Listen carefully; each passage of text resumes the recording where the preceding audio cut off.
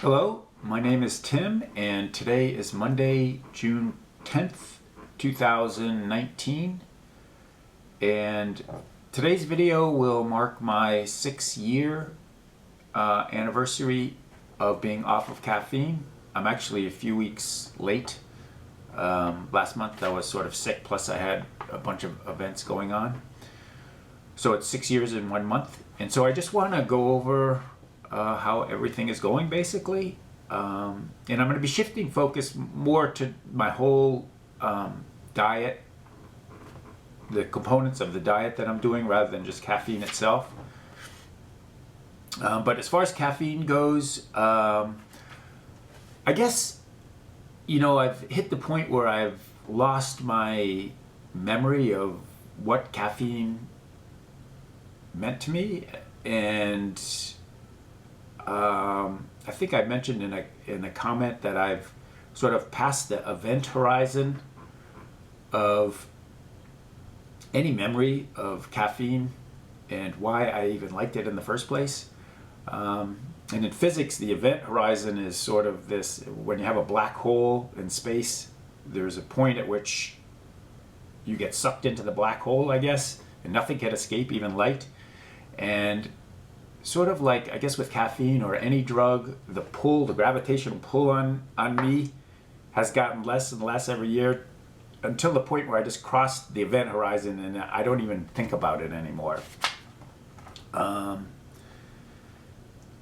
the other day I was just waking up and I was trying to remember what it was like to really want to get an energy drink in the morning or a coffee, and I've completely lost that. So now when I wake up in the morning, it's sort of nice. It's just a natural. I wake up whenever, and I don't feel like I need to have that to wake up in the morning.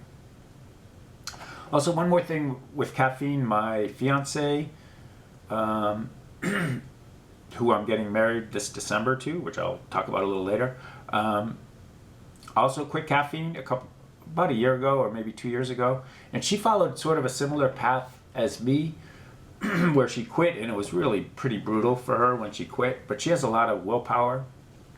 And then for about the last year, she's been drinking decaf coffee, which is sort of what I did too, for about a year. And then she finally realized that that wasn't doing much for her anyway, so now she's completely off it as well. So we're both caffeine free, and she was a pretty big coffee drinker too, and she's looking really good, and everything's going well with her. Okay, so now I want to talk about, so that's about it for caffeine. And so now, then last summer I introduced the diet. I called it the RAND diet, after me. My name's Tim Rand. It's Recovery from Addiction, the Natural Diet.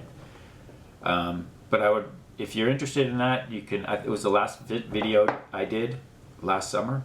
I think it's called RAND diet. You could just type in. And the second component of the diet is quitting sugar. And I guess that is the area where I still struggle with that. I have this at a glance that I've been doing for like 5 years now.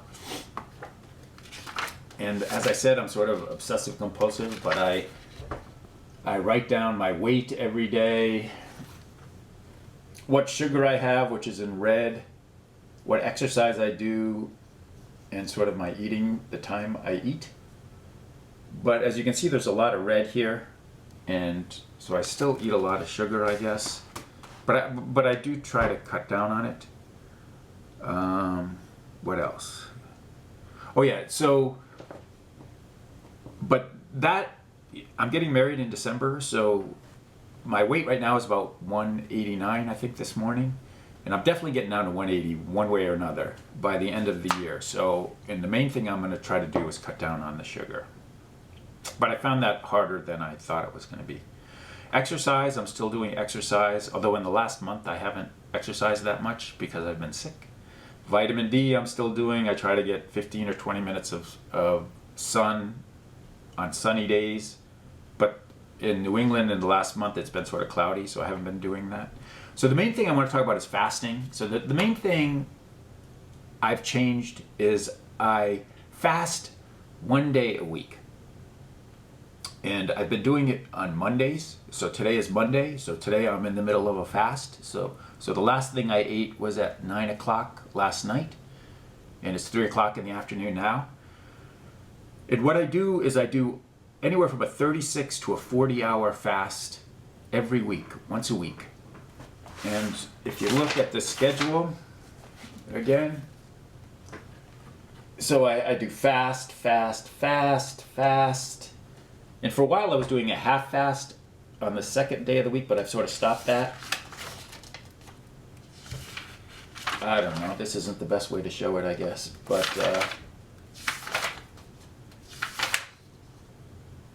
the bottom line is, so far this year there have been 24 weeks and I've only missed 4 fasts. So I fasted 20 times this week.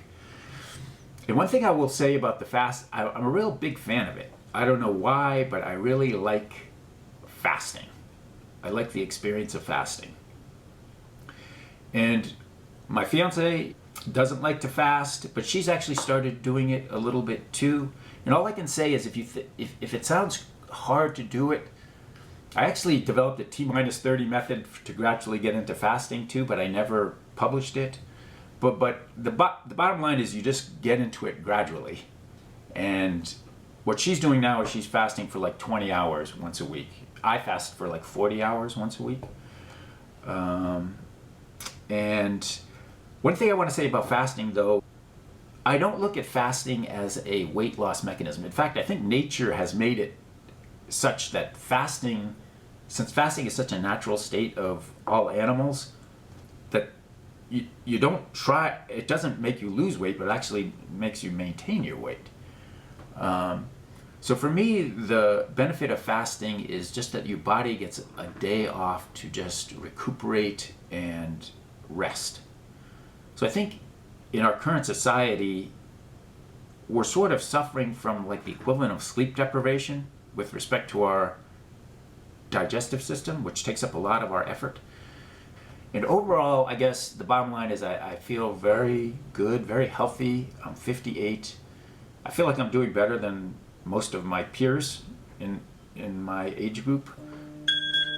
And that's it. So that's a 10-minute talk. And so I just wanted to do this annual update. I hope everything's going well with everyone. And thanks everyone who's done any comments on my videos. I really appreciate it. And I'm not sure what I'll be doing next, but thanks again for watching and hope everything is going well with everyone. Thanks.